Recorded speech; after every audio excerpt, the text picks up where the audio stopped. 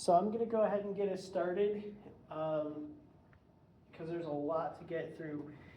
Basically, there's stuff here that has to do with critical theory. I'm more focusing specifically on critical race theory.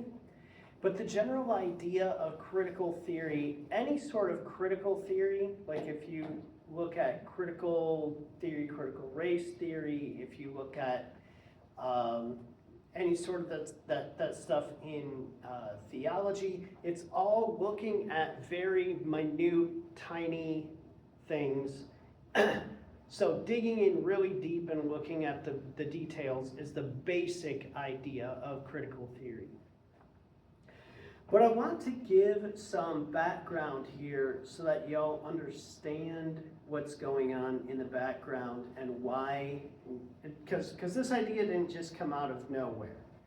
It has a long history, and so I want to give some of the background.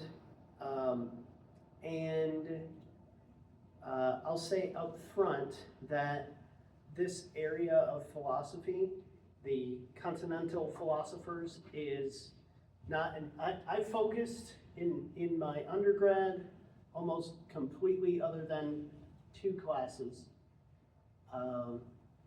were all in analytical philosophy. I had 1 in Eastern and 1 in continental philosophy, and 1 that kind of touched on some stuff in continental philosophy. And then in my grad school training, I had none in continental or Eastern. It was all analytical. So just as a caveat there. Also, this stuff is really hard to understand. Most of the stuff is written in German, some of it's written in French, and they're like making up words, and so there have to be like hyphenated words, and you can read 1 or 2 pages of this stuff and be like, I have no idea what they're talking about. But I'm going to try and make sense of it. So first, a very brief and selective history of postmodernism. What is postmodernism? Any idea? It's the idea that we cannot know any objective truth if it exists. Go ahead, David. I was gonna say, I think the way I've heard it, like, defined officially is like the rejection of like any meta-narrative.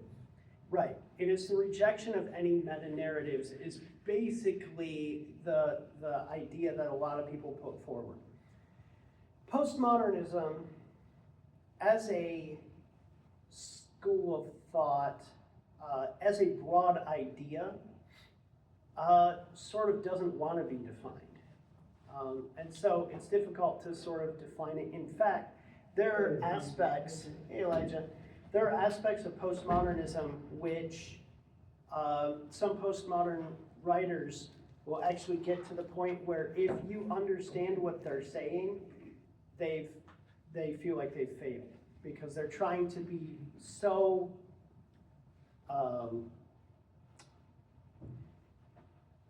I guess they're trying not to be understood. They're trying to make it. We'll get into that later. But postmodernism, its very basic idea is just the rejection of modernism. And modernism stood for, it was logic and reason and science and sort of the priority of human endeavors and knowledge and that sort of thing. A sort of humanistic type of idea that there is a truth out there and that we can get to it using reason, logic, science, that sort of thing. Okay, so Kant comes along. Kant is sort of the last of the modernist philosophers and sort of it sort of draws the line as the beginning of sort of the postmodern movement. Kant, his very, there's a lot of stuff that Kant says. But the basic idea that's important to this is his distinguishing between the noumena and the phenomena. The noumena is the world in the way that it is out here. It's the stuff out in reality. And then there's the phenomena, which is the way that we perceive it, okay? The way that we perceive it. So my visual perception of Elijah. I'm being appeared to Elijah-ly, okay? That's my sense perceptions. I'm having a visual perception of Elijah, okay? That's going on in my head for the most part. Essentially, those things are going on in my head. Now, what Kant said is that we never see the noumena, we never see the table in and of itself. We never see it the way it is in reality. We only see it as filtered through our senses. And he went as far as to say that we cannot really know anything about what the table is really like, what the noumena is really like. We only have our perceptions of it, and we can only tell what our perceptions of it are. I'd have some disagreements with that. There are some people who come along later and say, well, no, somebody like Bertrand Russell, who is what we call a representationalist, will say, well, no, it's not, this table is not exactly as I perceive it, but it's more or less the way I perceive it. It's represented, my senses, my inner phenomena, if you will, are representing to me the way that this is out here. It's not actually the way it is, but it represents it. So along comes Hegel. And this all fits within the ideas of German idealism. Moving into some of the places where we say ideas are some of the highest forms of reality, is that reality is ideas. Somebody like Plato with Plato's forms, that's sort of that idea. Anyway, not to get too far off into the weeds, but Hegel comes along. And Hegel is tweaking Kant in some certain ways and saying essentially that all is spirit. And that as we sort of learn about ourselves and about reality out here, the objective reality out there, we are part of the process of spirit realizing itself. And what is spirit? It kind of sounds like pantheism, even though Hegel would say, no, it's not pantheism. It's not pantheism. It's this idea of spirit. It's not this thing out there. It's more representative of human knowledge and endeavors and society in general and all those sorts of things. And all of those things are part of spirit, and spirit is being realized as we advance. And so there's the subject, and then there's the object, but both are part of spirit. And so really, you start to blur the line between subject and object, okay? So you start to say that really they're both the same, they're both part of the same thing. In the same way that, like a Hindu, again, Hegel would not be considered like an Eastern pantheistic idea, but if this helps you to understand it, the Hindu idea that we are part of the Brahman, and that it is everything and it's in everything, and to realize that it is everything and that we are it. Now, Hegel would say we're separate, sort of, from, say, the table. But the table is also part of spirit realizing itself. So everything we do with the table is part of spirit realizing itself. Another way, a way that spirit realizes itself is through the dialectic, and this is probably the more important part to understand from Hegel, is the idea of thesis, antithesis, synthesis. So what you have is basically someone will put forward an idea, like say in history or something like that. And then what happens is in history, you have one one group that establishes something, then another group comes along and says, no, that's not right. And they start sort of fighting between each other, and that's the antithesis. So you have the first group, then you have another group comes along and starts fighting them. At some point, they transcend that. They don't resolve. It's not like one side wins and they don't like resolve it. They transcend it. So they overcome that idea.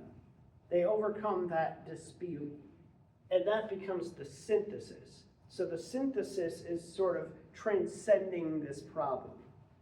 Okay? The synthesis then becomes the new thesis.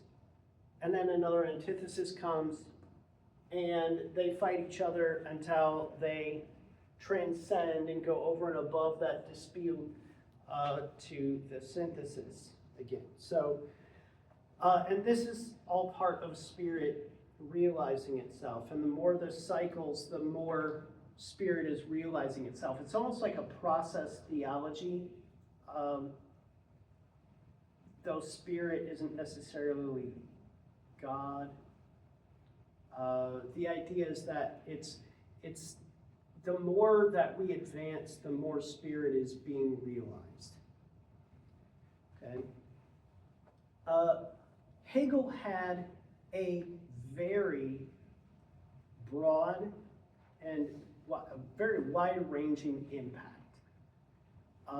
There's impact from Hegel in all kinds of fields.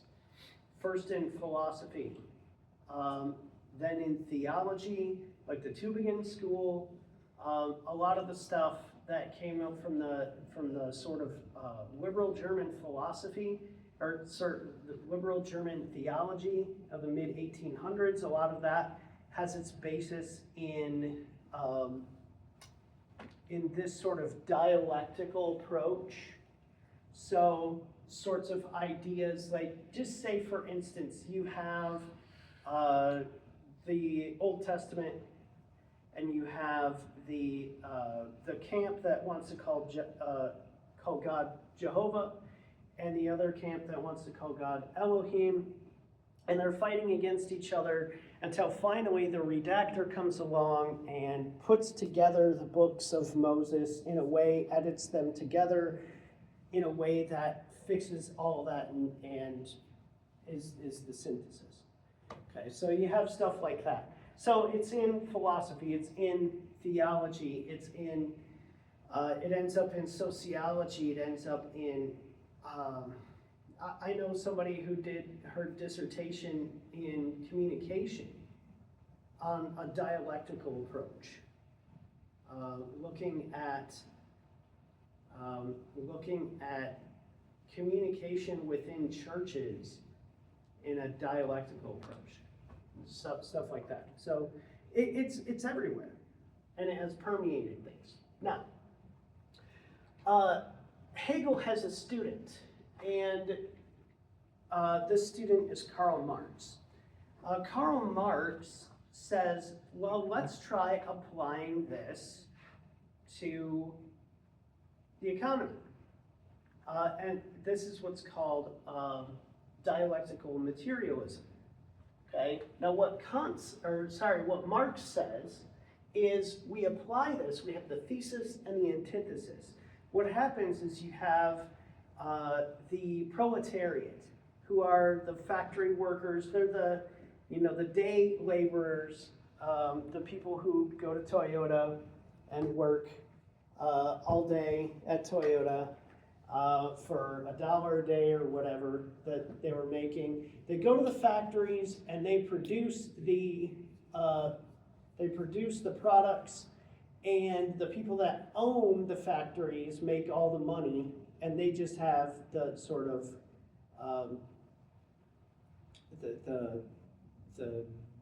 just their daily wage. So what you have is the thesis and the antithesis. You have the proletariat, the workers, and then you have the bourgeoisie, the people who own the factories. And what Karl Marx said is what we need to do is make people realize that they are being oppressed, that the factory owners are oppressing the workers by making them do all the work and making hardly any money. He said what they have to do, what they should do, is band together and rise up and seize control of the means of production in order that all of them would make money. And then they basically split all the profits among all the workers instead of just having the workers make a meager wage and the people who own the factories make a whole bunch of money. So he says they need something, they're in false consciousness. They don't realize they're being oppressed by the factory workers, and they need something to get their attention, to bring them into consciousness of their oppression. So their class consciousness, to realize that they are the oppressed class and that the factory workers are the oppressors. Well, Marx puts forward this idea, and it takes off in a couple of places. But overall, it just sort of dies in most of the world. Why is that the case? Well, Marcuse and the Frankfurt School come along and say, it's because people are stuck in their false consciousness. You got a guy who works all day at Toyota, comes home, cracks open a beer, watches a football game, goes to bed, wakes up the next day, and goes and does the same thing all over again. He's fine with getting up and, putting that same bolt in that car every day and sending it on the line down the line. Okay? So what we have to do is get him to realize, get the factory workers to realize that they're being oppressed. And the way to do that is to expand this out to other social factors. So we start looking at, other than just poverty and class, we're looking now at race, we're looking at gender, we're looking at, things have expanded greatly. We're looking at immigration status. Are you naturally born or did you immigrate? If you're able-bodied, if you're neurotypical, an able-bodied person is the privileged class, and someone who's not, who has some sort of disability, person with a disability, is someone who is oppressed. And to realize and to show that all of those factors lead people into oppression, and that if you're not a white Protestant male making more than $250,000 a year, you're being oppressed. So it's to show that you're being oppressed in those ways.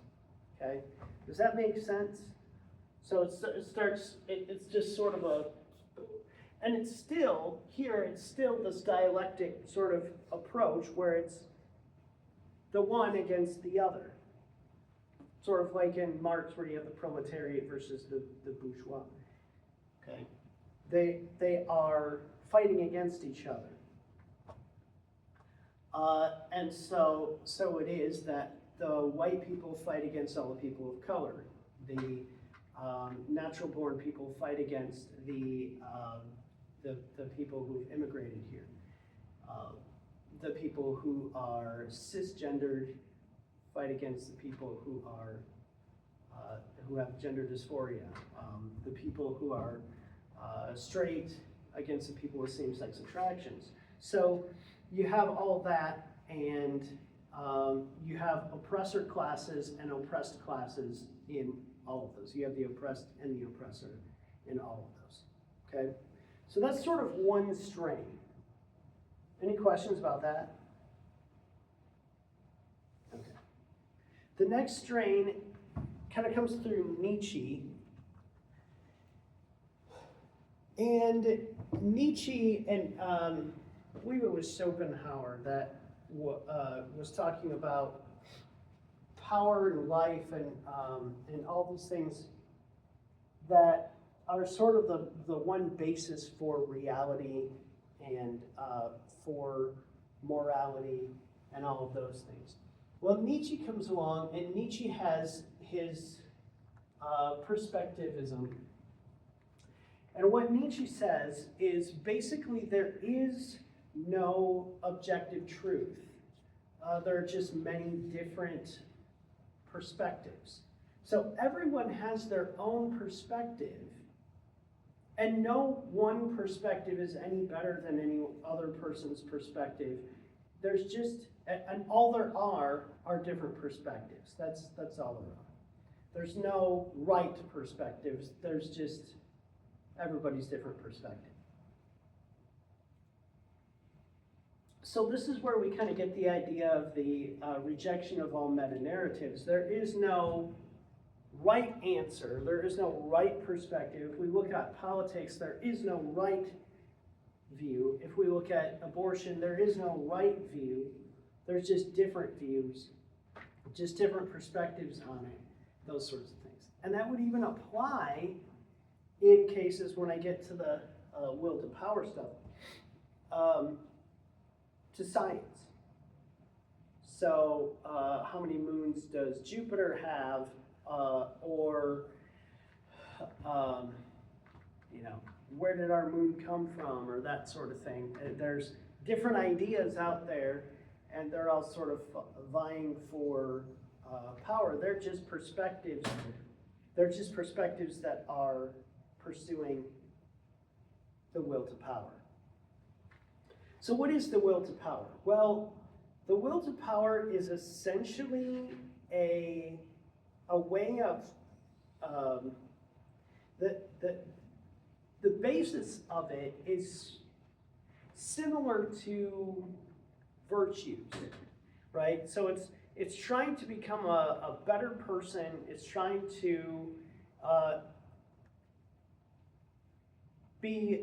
become what he called the Ubermensch, or the Superman, the person that really doesn't look to society to tell him what to do or how to think or what to figure out. Hey, Carson.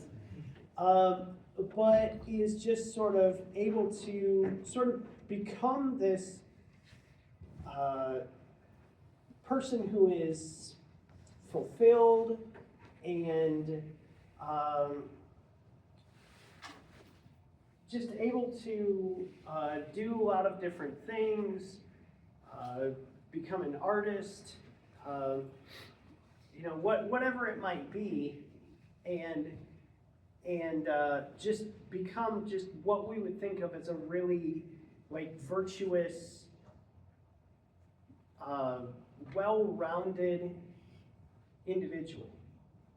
Okay, but there's also an unhealthy version. So that's sort of the healthy will to power. The unhealthy is people that will basically try to impose their views upon others. It's a will to power through power plays in some sense, and they're trying to make other people see their way, or trying to get other people to do things the way they do. They're not sort of off on their own, doing their own thing. And essentially, everything is this will to power. So every person is either in a healthy or unhealthy way trying to will to power. And most people are doing it in an unhealthy way. And the whole reason for this comes from his understanding of the death of God. He has this whole thing, it's really eloquently written, called The Madman. It's about a guy who takes his lantern and he goes and walks through this market saying God is dead and we've killed him. Now, what a lot of people think that Nietzsche is saying there is that we should get rid of the concept of God. Now, Nietzsche would say that, but really what the Madman is all about is understanding the implications of getting rid of God. He says that sort of the ideas that were built, even built on God, such as science or morality, some philosophies, all those things are starting to be lost once you have rejected God. And so reliance on science, reliance on technology, it basically leads to dismissing the concept of God. And with that, he realized that once you throw out God, you also throw out objective truth. You also throw out any sort of objective morality. And you throw out any purpose or meaning in life. And so this is where we get the idea of nihilism. It's this idea that without God, there is no truth, there is no morality, there is no meaning, there is no purpose. Life has no meaning, life has no purpose. And since there are objective truths, or since there are no objective truths, every claim that's made to objective truth, like science, religion, philosophy, all of these are just ways of willing to power. So it's ways of people using those things in order to try to will to power. And so it's not, the idea here is that the concept of the death of God is realizing that when we reject God, we reject all those other things. That's what Nietzsche was saying with the Madman. And so his idea was to replace that and to give some purpose through the will to power. And to try to do it in the way that an Ubermensch would, a person who's doing the healthy version would will to power in becoming a well-rounded individual, not through being shaped by society and that sort of thing, or trying to force a shape to society or something like that. Okay, so that's Nietzsche. Nietzsche is important. Especially Nietzsche is very important for Foucault. Okay, I might as well just skip to Foucault for now and talk about that because it's sort of an extension of Nietzsche's will to power. For Nietzsche, this will to power is in everything and it's everywhere. For Foucault, power is everything. It is the basis of all interactions, and it's the basis of, it's everywhere, it's pervasive, it's everywhere.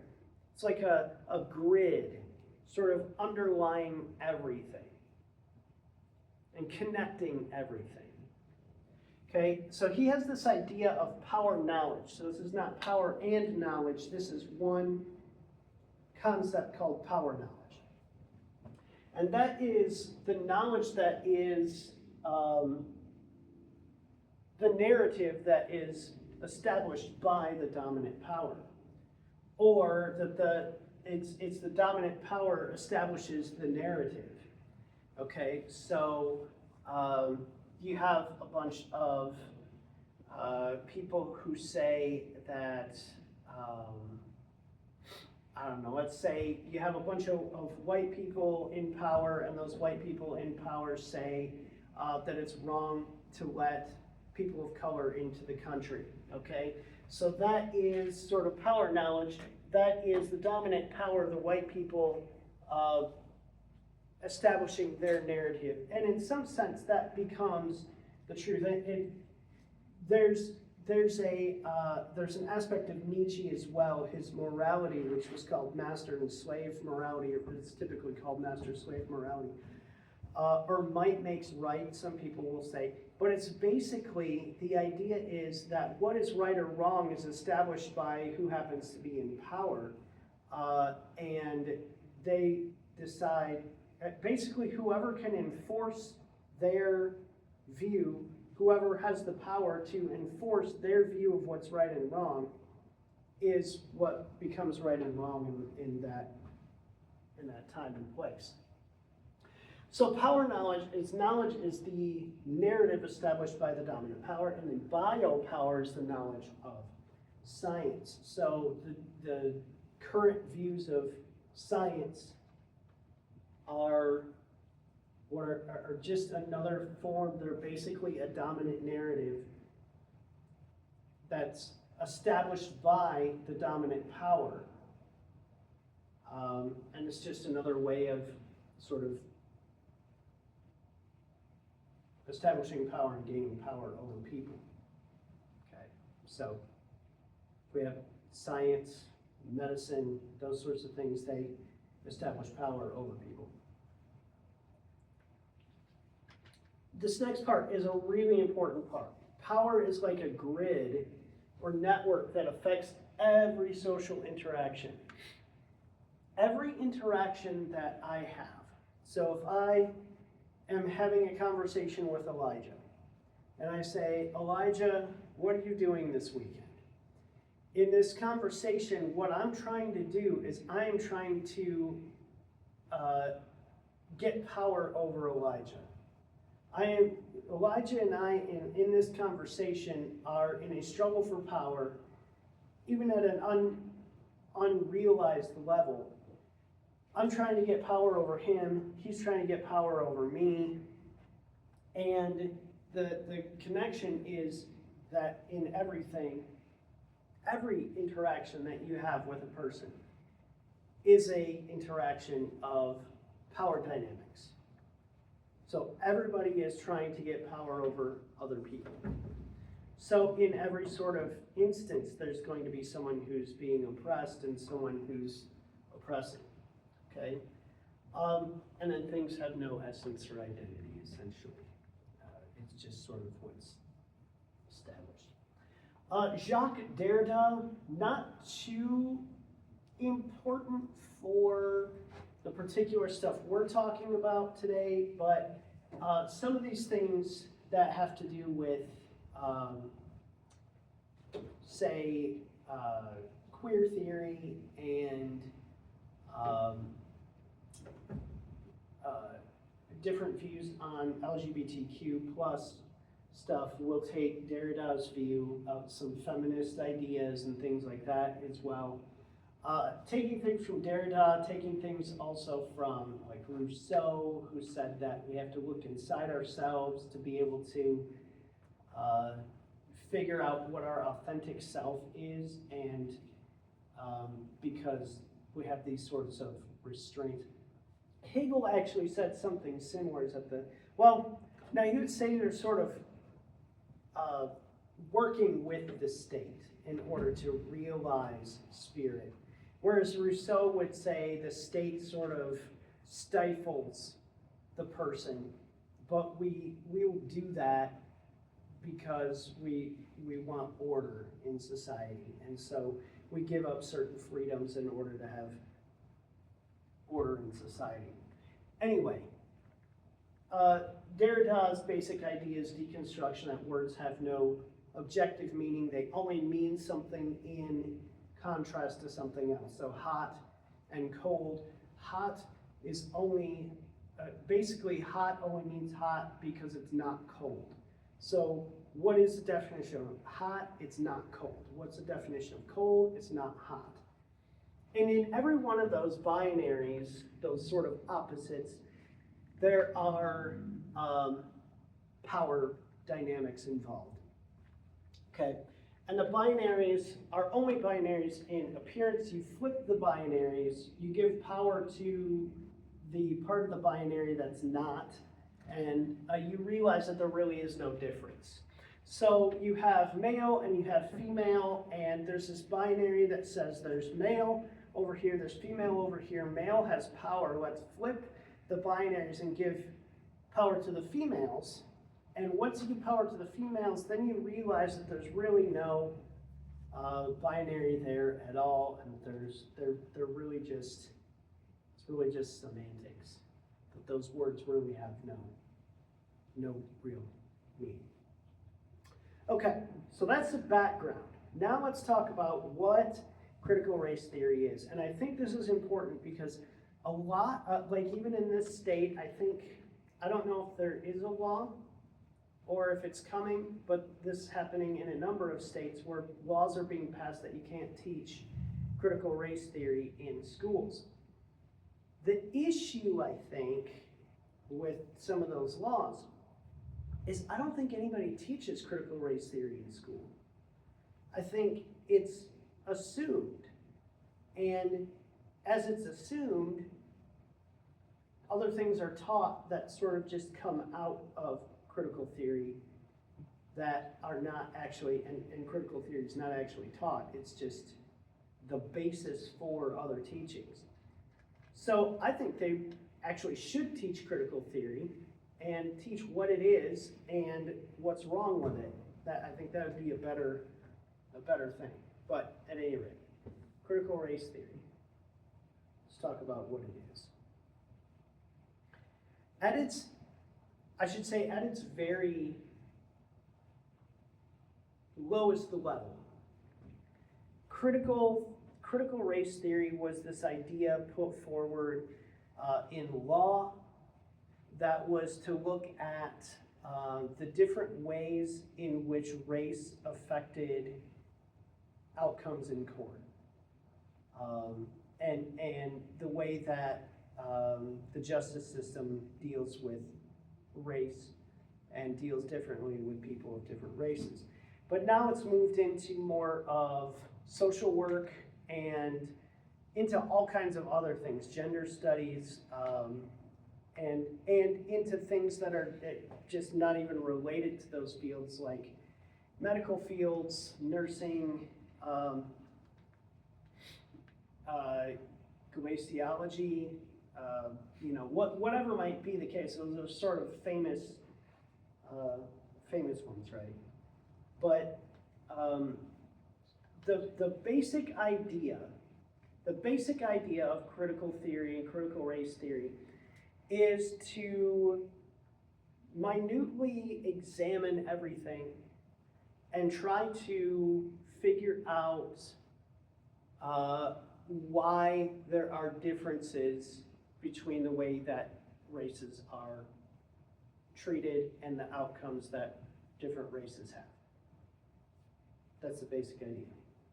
So, there is no one agreed upon definition of critical race theory. There are,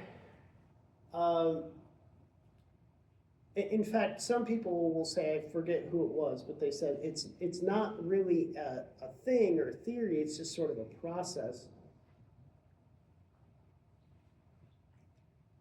But generally speaking, critical race theory has these ideas. One, that racism is pervasive. That is to say, it's everywhere, okay? It's all over the place. That racism is common and a normal part of life, being found in attitudes, institutions, and policies and laws. Okay? So this idea, like Foucault's idea of power, right, is that all these things are power dynamics. If you have any sort of interaction with a person of a different skin color than you, there is racism going on there because there are dynamics of power going on between you and the person of a different skin color. Okay. So some people will say that systemic racism If you're familiar with that idea, it's the idea that racism is in the system, or part of a system, or ingrained in a system, or that a system is set up in order to be racist. One of the ideas is that, say, the laws of this country were set up by white people for white people. And so, by their very nature, since they were set up by white people in order to help white people, they're going to privilege white people. Okay. So people say systemic racism is a product of individuals who make the racist laws and policies, but others will say that it's built into the very structure of the systems and institutions. Differential outcomes, that is to say, like say a race pay gap or something like that, are sometimes seen as evidence of racism in the system, and other times it's just seen as racism. So some people will say, if on average African Americans are paid $3 less per hour for the same job as a white person, that is racism.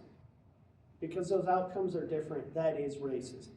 Other people will say, well, that's not racism, but that's evidence that there's racism, that there's some sort of problem somewhere in the system that's causing racist outcomes. That's causing disparate outcomes, basically differences in the outcomes. Okay. So that's one. Okay. Critical race theory opposes ideas such as meritocracy, that is, that you should be hired based on how well you could do the job, color blindness, and equal opportunity as interest convergence. So essentially the idea here is to say that we're going to hire you, we're going to say, it doesn't matter to me what race you are. If you're the best person for the job, you're hired, okay? I don't look at race. I look at what's on your resume, okay? That idea sounds good, but it's actually racist to do that. Or it's actually wrong to do that because you are inadvertently privileging white people in doing that.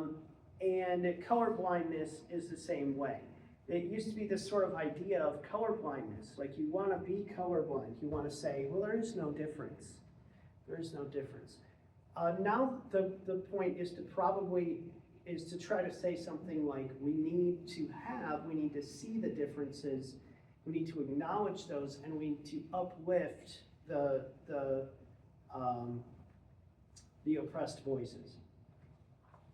And equal opportunity, it's not about equal opportunity, it's about equal outcomes, equity.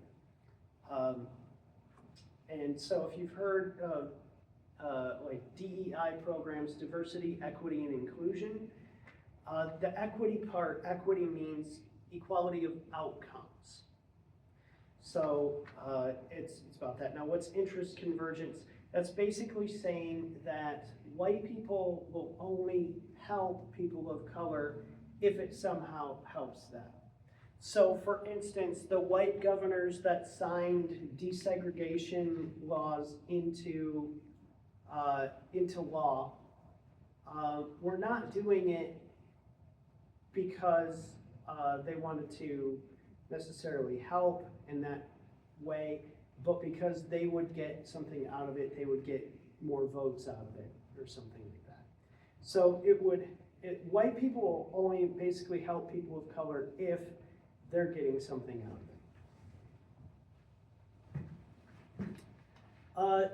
Number 3, race is a real social construction. So we might say that things are social constructions, they are socially constructed, but this is real, this is a real social construction, which is used to privilege some and oppress others. Okay? How does it how does it oppress others and privilege some? Well, race is a way, like to say, if a person is a certain race.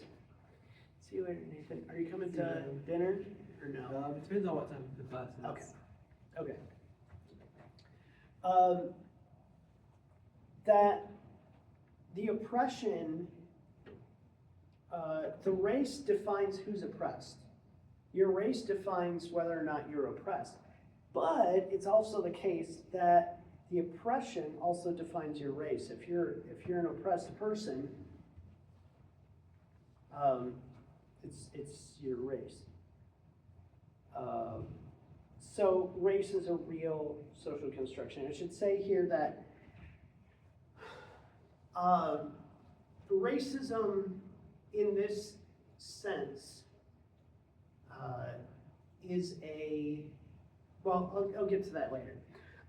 So storytelling and counter-storytelling.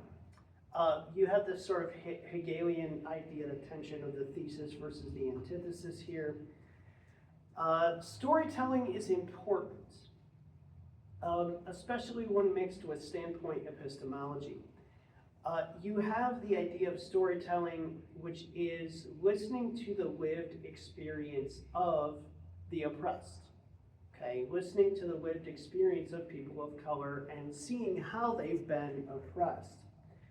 And then elevating and amplifying those voices. So what you want to do is hear the stories of the oppressed, and then you want to tell others about those and say you need to really listen to this person's story because they were oppressed and treated poorly because of their race. And that helps to show the other side and bring about change. So you have the stories, the storytelling. Now, standpoint epistemology is the idea that we should start with the narratives of people of color. Why is that the case? Standpoint epistemology says that power hierarchies blind the oppressors, either partially or totally, from being able to see the oppression. So the person in power, the hegemonic power we call it, the person, the people in power who are using their power in order to remain in power, that's why they're called that, the hegemonic power. They either can't see or have a really hard time seeing the oppression. So we need the standpoint of the oppressed. We need to hear the voices of the oppressed. We need to hear the voices of those who are oppressed in order to bring us out of this consciousness, out of this false consciousness that there's not any racism, that oppression, racial oppression isn't pervasive and everywhere. And then knowledge is always socially situated. Basically, the closer to the bottom you are, the more oppressed you are, the clearer view of reality you have, the clearer view of reality you have. Now, you say that, well, you're saying that they see it the way it is. How is that the case if we're talking about postmodern rejections of truth and that sort of thing? It's basically, there is no right way, there is no right true way, but also the people at the bottom see the right and true way. One of the difficulties with the postmodern views and within critical theory and critical social justice and that sort of thing is the idea that logic and reason are not something that should be held to. If there's a contradiction, it's not a big deal, because pointing out the contradictions is using logic and reason, which were the tools of modernity and the tools that white European men used to build the oppressive system in the first place. So if you say, well, wait a second, that doesn't make sense. There is no truth, but the truth is that the people at the bottom can see the truth better than the people with all the power. It doesn't really matter to them that they're being inconsistent. They just say, it's inconsistent, we're postmodernists, we essentially don't care about consistency. So appeals to consistency are what a oppressor would do. And then race is just one of many intersecting factors for oppression. So you might have an African American man who has his own stories of oppression and has his own problems. And then you have a woman, a white woman, who has her own problems. But an African American woman has those intersecting things and has problems of oppression that the white woman and the black man do not have. Okay, so that's the idea. And these intersecting things, there's, all kinds of them. Whatever it might be, I listed a bunch of them earlier. Country of origin, orientation, gender, religion, poverty or being rich, all those things. And then race, or able-bodied versus someone with a disability, and all those things. Any questions about that? All right. Critical social justice. This is part of this idea that comes out of critical race theory. It was popularized by some authors and blew up in 2020, especially with the death of George Floyd. It's like CRT, but broader than just race, and it calls for action. So James Lindsay and I forgot his co-author's name. I forgot her name. I can't even remember the name of the book at this point. But they call this a sort of reified postmodernism, because it's like, it's essentially this idea of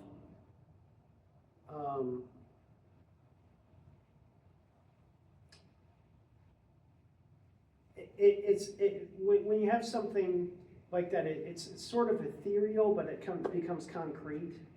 And so this is sort of a nebulous idea that's becoming concrete, if that makes any sense. Did you find it? I'm looking for it right now. Okay. Who wrote the book? James Lindsay and somebody else, a woman, I can't remember her name. So the first book that popped up, he doesn't seem to have a co-author on it. Okay. Cynical Theories. That's the name of the book. Cynical Theories.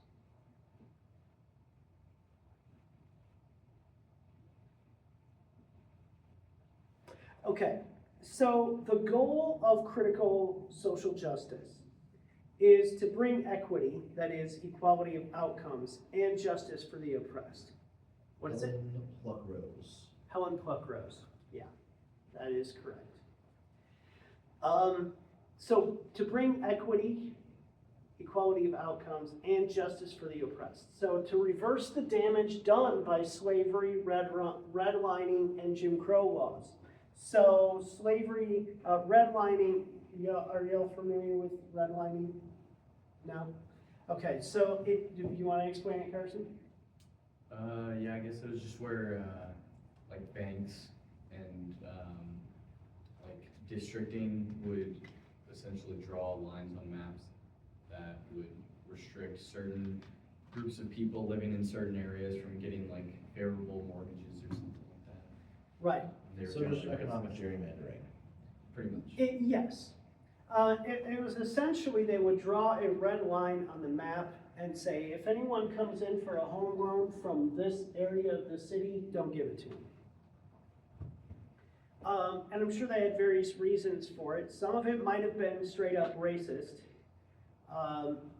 And some of it may have been like, well, you know, people in that area have a high rate of defaulting on their loans, and so we're just not gonna give loans to that area anymore, or something like that.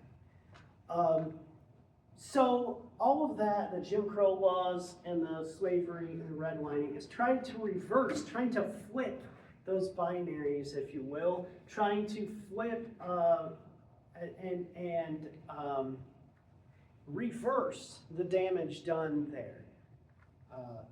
And it is the case that one of the best ways to build wealth is to buy a house, right? So houses generally go up in value. And if you're not able to do that, then you're missing out on that. And so are all of your descendants. So there's damage that's been done there. Eliminate disparities and bring equity. That is equality of outcomes. So when I say equity, what I mean here is, let's say that you're an engineering firm and you want to hire a new person and you want to do it equitably. You say, well, the general population of the United States is 13% African American, but only 5% of the people that work here are African American. So what we need to do is hire enough people so that the percentage, the overall percentage in the United States matches the percentage. So we need to have 13% of our engineers at our engineering firm be African American. So you eliminate disparities, that is different outcomes. You pay people of different races the same, you pay people of different genders the same, and have equality of outcomes. You stop the oppression from the hegemonic power. The people in power who want to remain in power and make certain laws and rules and regulations in order to try to stay in power. Make people aware of injustices in our society. So post about things on social media about injustice. Make sure to take video of it and put it up for all the world to see so they can see the injustices. Talk about it, elevate and amplify those voices of the oppressed and all that. And then show people the ways in which they may be unknowingly participating in, benefiting from, and perpetuating systems of oppression. If you are a white male, you are unknowingly or knowingly. If you're woke, you are knowingly doing this and trying not to. But you are participating in and benefiting from the systems of oppression. Somewhat related, there's a really interesting, you know Peter Boghossian, right? Yes. So he has a YouTube channel, and he recently had Raymond Ibrahim on there, who's big Crusades and Islam scholar. And while they were having a discussion on immigration in Western Europe, one of the cameramen walks off, and you don't see it, but you see Peter Boghossian say, "Look, did we say something that offended you?" And they kept the guy to come back, and as they started talking, he admits he's woke. And the stuff about immigration and oppression and everything is just, it's textbook of what you're talking about here. It's worth Googling and watching it. Yeah. Well, we'll talk about what it means to be woke, because that's kind of the method of what we're doing here. That's sort of the goal, to be woke, because woke means it's sort of a way of saying you're coming out of your false consciousness and understanding where oppression is taking place, and you see oppression. That's what you want. Instead of unknowingly participating, you're trying to eliminate. But So let's just talk about that. So the method of critical social justice, what you're supposed to do in response, is to train yourself to find, understand, and eliminate the oppression that is ubiquitous in our society. So it's everywhere, and you need to be constantly looking for it and constantly and minutely going through everything you do with a fine-tooth comb to try to find where you're being racist, or if you're a person of color, where you're being oppressed. But primarily, if you are an oppressor, if you are any of the oppressor classes, male, rich, white, you have to look at everything you do to see how you're oppressing other people. Okay? So listen to the oppressed. Listen to the stories of the oppressed, and don't talk back. Essentially, if somebody says, I went into a convenience store and there was a guy who was watching me the whole time, and it's because I'm black.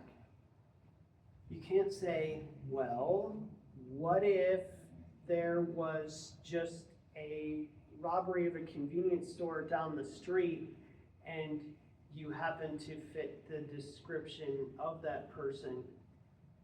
You can't say that. Why? Because you're situated in, because you're the oppressor. They're the oppressed, and they're the ones who understand what oppression is. So if they understand that it was racism, you need to, your job as a white person in that sense is to shut up and listen. To critically evaluate your own behavior, go through it with a fine-tooth comb, and attitudes to eliminate anything that is biased or perpetuates systems of oppression, okay, which is a lot of stuff. Basically anything you do does that.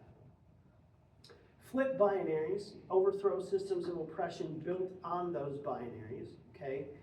Revise history to fit with the lived experience of minorities.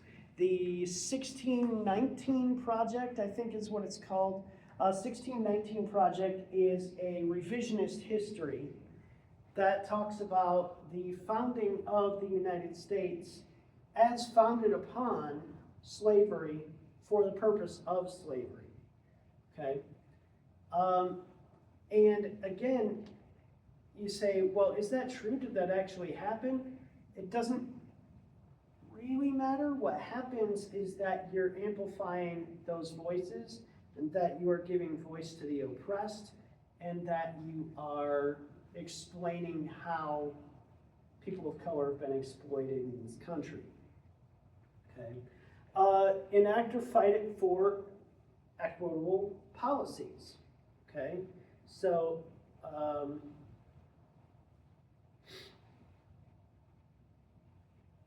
so those sorts of things are like to elevate minority voices, perspectives, and scholarship. There are people here, because actually a lot of the people I talked about before, Foucault, Derrida, Nietzsche, they're all a bunch of white European men. And they will go as far as to, in some of these, if they're going to cite a journal, cite something in a journal, they will quote something, like if they want to quote Foucault, they will quote Foucault as quoted in a paper by an African-American woman, rather than quoting Foucault directly, so they can amplify scholarship of the minorities. Advocate for and support policies that lead to equitable outcomes. Oppose any policy that leads to oppression. Oppose people and institutions who are aware of or indifferent to or promote oppression or unequal outcomes. And you can do that by canceling them, by not going to them, to their store or their restaurant, by protesting, by standing in solidarity with people. Well, that's more of a standing in solidarity is a different thing, but just saying things like, don't go to this place, they're racist, and the guy's racist, and that sort of thing. like, I'm never going to Chick-fil-A because they stand for, or their founders were standing for traditional views of marriage, and that is oppressive to people with same-sex attractions and that sort of thing. And then flip the binary. So don't use the fact that you have fewer obstacles in your life to your advantage. The idea is basically, think of it as you both have a race to run, but yours is just running along a path, and theirs is like a Tough Mudder.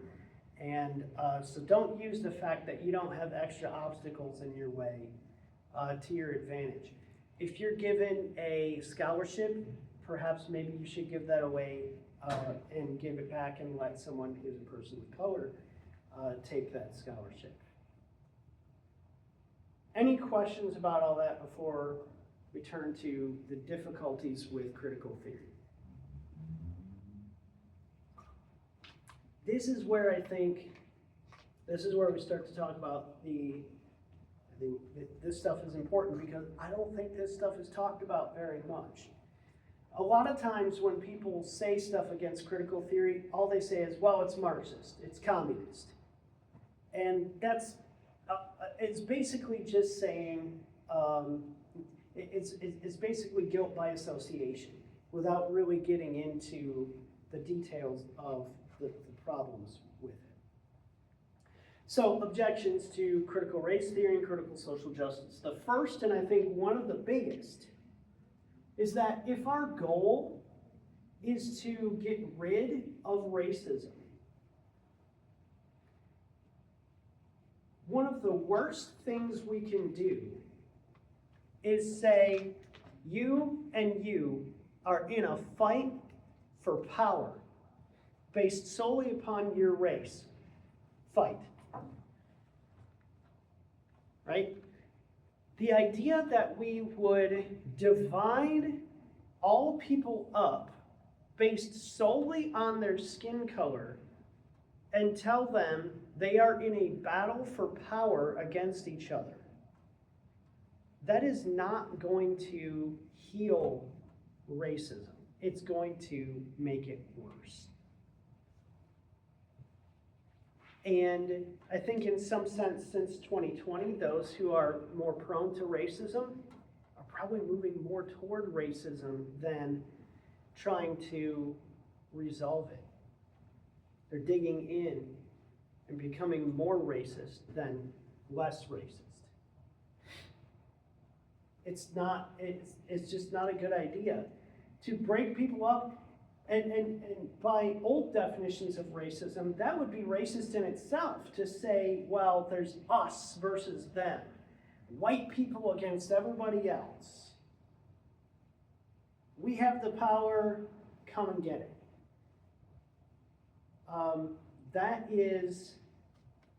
idea is divisive. That is going to cause strife and anger and bitterness, not heal wounds. Like all the racist people that I know, they're not racist because they're like, well, I just hate minorities. They're racist because they think that the minorities hate them and are in a fight against them. That's interesting. Yeah. I feel like I haven't seen this in person, but I feel like when I've seen something online from somebody who's like a supremacist like that, yeah, they do have that idea of like, I think that's true. I think that's also true like historically. I mean, there were some people who had the kind of like scientific racism where they kind of put it, but I think in general, a lot of times there's the idea of like, yeah, these like are kind of like different civilizations or societies that are inherently in conflict, which is why they're going to do whatever helps, you know, their side because they see it as, so yeah, I think there's, like, I think I've seen that as well. Yeah. The next thing is objections from definitions. So the first thing to understand, and this is huge for anybody going into any field where you're using statistics, but primarily I really watch this in sociology because it comes up all the time in sociology. You get false causes. You get correlation meaning causation. That is something you really need to be careful of. And it happens all the time. I use this example of false cause in class when I teach false cause fallacies. Let's say that somebody is working at McDonald's and they do an audit of McDonald's, and they find that younger workers are paid less for the same job. And we conclude it's age discrimination, that McDonald's is participating in age discrimination, and they're discriminating against younger workers. But you have a 17-year-old and you have a 27-year-old doing the same job. The 27-year-old is making more money. But why? Is it because they say, well, you're 27, we're gonna pay you more? The 17-year-old just started. The 27-year-old started when they were 17, they've been working there for 10 years. The 17-year-old doesn't have a high school diploma yet. The 27-year-old has a college degree. So, yes, there is a correlation between age and wage, but it's because of their experience and education, not their age. And with age comes experience and education. So it's not age discrimination. It's paying people based on their wage and based on their education and experience. If you want more on this, I highly recommend Discrimination and Disparities by Thomas Sowell. It's a really good book. Why should equality or racism be based on outcomes rather than opportunity? Why should we say that racism is disparities in outcomes? It's just sort of assumed that that's the case, but should we assume that? Lived experience and standpoint help, but they don't have a monopoly on seeing racism. Now, lived experience, the idea is that it's like a colorblind person, okay? Someone is colorblind, let's say they're completely colorblind. They can't really see colors, okay? But then there's somebody who's oppressed by, like race or something. They are able to see green, but no other color. But somebody else who's oppressed in multiple ways, they can say red and green. And somebody who's oppressed in a whole bunch of different ways, they can see the whole picture, right? So they see it in vibrant color. The idea is I could still see a tree if I were colorblind. It wouldn't look the same. It might be more difficult for me to make out the leaves and the shapes and all that stuff. But it's not going to make it so that I cannot see racism or trees, as the analogy would go here. This is a genetic fallacy. So standpoint epistemology, genetic fallacy is a type of fallacy by relevance.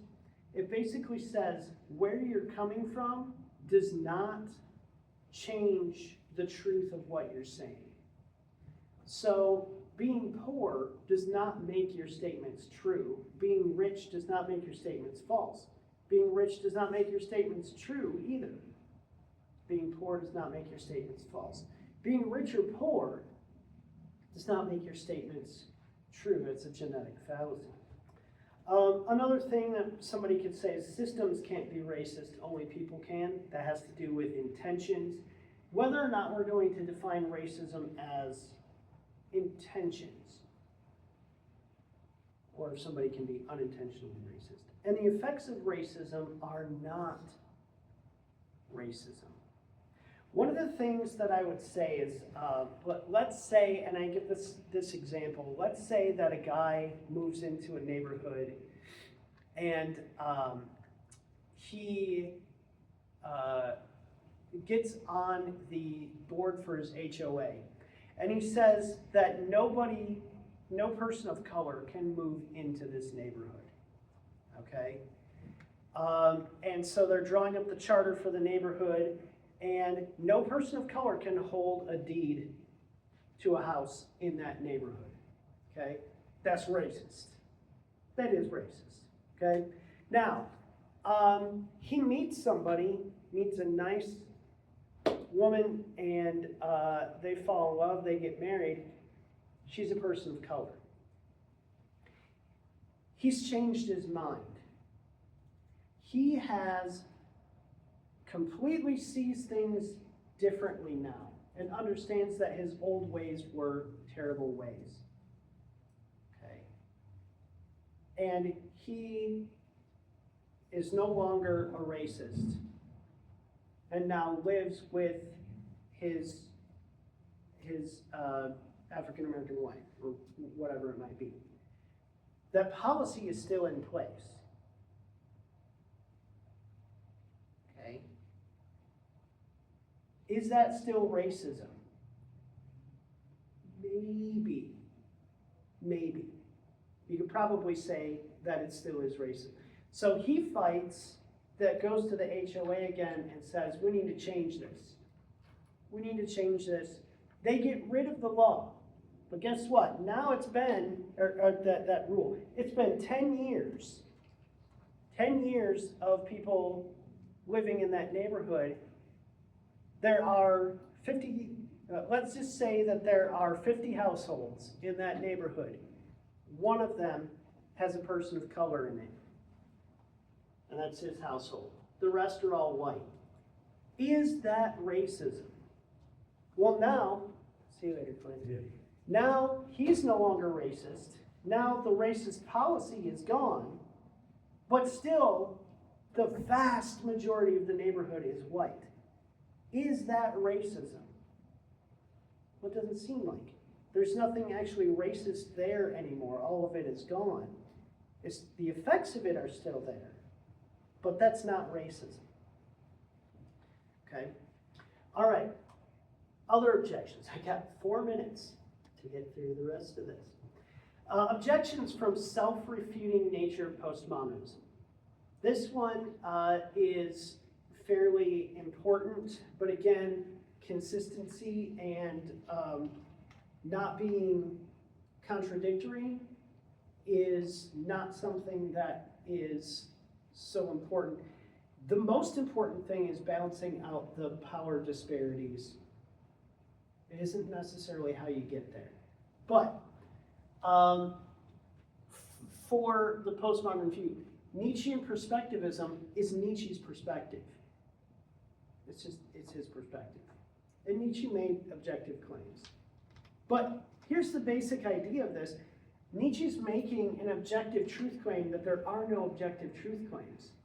You can't do that. We can deconstruct the power and powerless, or oppressor and oppressed binaries, and show that there really is no such thing.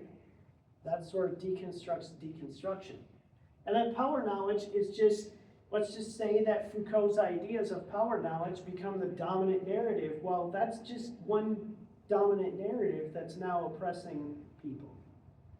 Okay. This is a big one. Objections from mental health.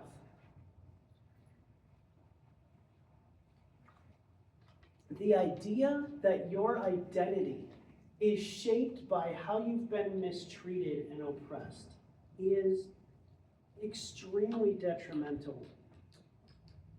That who you are is dependent upon how you have been oppressed, how you've been treated, that your very identity, who you are as a person, is the culmination of all the wrongs that have been done to you, is a very unhealthy way to look at yourself. And the ubiquitous nature of oppression causes anxiety for both parties involved, okay? What is anxiety? It is the belief that you have or are going to do something wrong, or that something bad is going to happen, or it's fears about the future, or fears that you've done something wrong or offended somebody or something like that, right? Or that something bad is going to happen to you. A person of color goes out. This view, the critical view, says that they should expect that something racist will happen to them. Okay? Expect it. It's going to happen. Okay? And if you're a white person and you're going out there, you're going to do something racist. All right? The idea here with anxiety is not just that critical theory causes anxiety. It prescribes anxiety. In order to do your anti-racism work, you need to constantly be scrutinizing yourself, looking for the ways in which you are being racist. If you are not constantly worried that you're being racist, if you are not constantly anxious that you are being racist, you're doing it wrong. You need to be aware. In order to be woke, you need to constantly be aware and looking for the places that you're racist. It's tough. It's tough. Then we have these other objections, which come down to unfalsifiability issues. So insulated against criticism, that essentially these arguments against them, against critical theory, also have arguments against them, and that is essentially these ideas that they're putting forward these ideas as sort of a shield against any sort of attack against their view. White fragility. Robin DiAngelo wrote a hugely popular book that sold so many copies during 2020. It was called White Fragility. What is white fragility? White fragility is the idea that anybody who puts forward arguments like this, arguments against critical theory, is because they're white people that can't handle doing their anti-racism work. They can't handle it, so they argue against this stuff because they are fragile and can't handle doing their work. So you see how this works. Anybody, and this is why it's unfalsifiable, you say, well, what if it's false? Anybody who is arguing for its falseness is really doing so because they are trying to avoid actually doing their anti-racism. It is true, and anybody who argues against it is just because they are because they don't want to do their anti-racism work, or they're a racist and they want to continue to gain power from their position. Many of the objections rely on modernism, which postmodernism rejects. And then, I think it was, Audre Lorde said, the master's tools will never dismantle the master's house. That's the idea that the systems of oppression that people live under were all built through logic, reason, science, argument, appeals to consistency.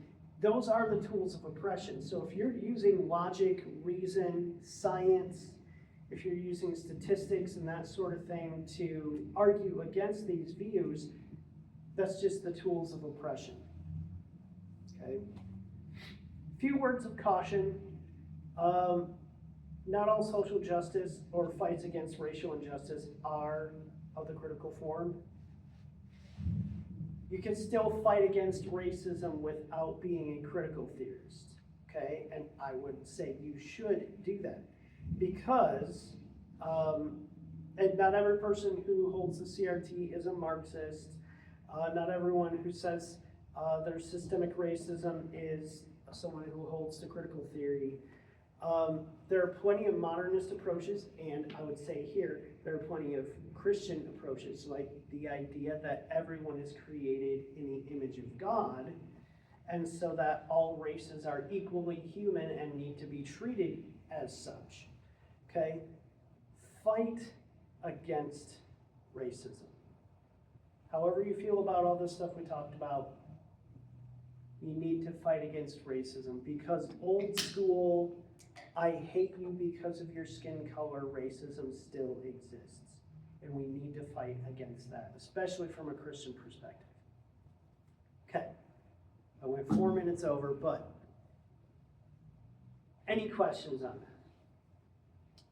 that? That's a comment, I guess. You kind of just touched on it, but it is kind of interesting how, like, as with pretty much all ideologies, there's echoes of the gospel in it. I mean, like, obviously, the idea of helping the oppressed and like lifting up those who are oppressed in society is, like, obviously very much a Jesus idea. Yeah. But at the same time, I think that it's kind of interesting how the further left you go, the higher the view of societal brokenness. And the further right you go, the higher view of personal brokenness. And it's almost like when you go on these two axes, like, you lose the other. And so... And it's both. Yeah. The thing that they're missing here is obviously the fact that all of us are the oppressors, and all of us are oppressing each other every day. Right. And the only one who wasn't an oppressor just so happened to be the one who was oppressed the most. Right. It's like... And the one who had the power to oppress, yeah. but doesn't.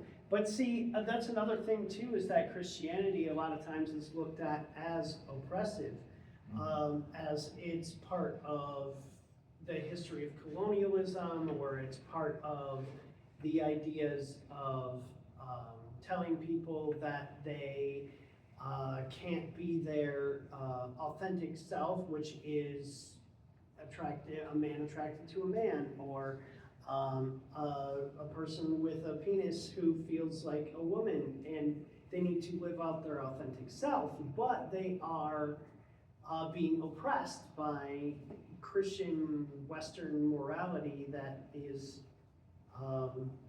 telling them that they can't do that. So that idea is, Christianity has looked at that too. But you're right. It's when we embrace the ideas of the gospel that we really see that, I mean, Jesus was all about helping the poor, he was radically different from the rest of his culture in talking to women. The discussion he had with a Samaritan woman, there are 3 reasons why he should not have been talking to her as a Jewish man. 1, she was a Samaritan. 2, she was a woman. 3, she was involved in some behavior that no, good Jew who knows that should be even close to, right? He takes the time to say, you're a person in need. Let me tell you, I got this living water. You want some of it? And so there's that. All of this stuff about, and a lot of people will try and say that the Bible is oppressive to women, or that, like, Philemon endorses slavery and that sort of thing, and those sorts of things. Those things aren't true, but they're used in that way to say that Christianity is another tool of white male oppression, and things like that, when in fact it really is the answer to all of this. It's looking at people as the Imago Dei, the image of God. We're all image bearers of God, and it doesn't matter what race you are. It doesn't matter what gender you are. You still bear the image of God, and you are an important, precious, and loved person because of that. We should probably wrap up. Anybody want to pray to end our time? Okay. God, we thank you so much for allowing us to gather once again to talk about critical theory. God, we just pray that you would open our eyes to where we have oppressed, and to pray for those who oppress us. And God, just help us to always remember that no matter what, the person who least deserved to be oppressed, we oppress the most. And so God, just I pray that you would enlighten our eyes to that, and that you would help our culture to see that, and to replace critical theory with biblical theory. So God, we just pray this in Jesus' name. Amen. All right.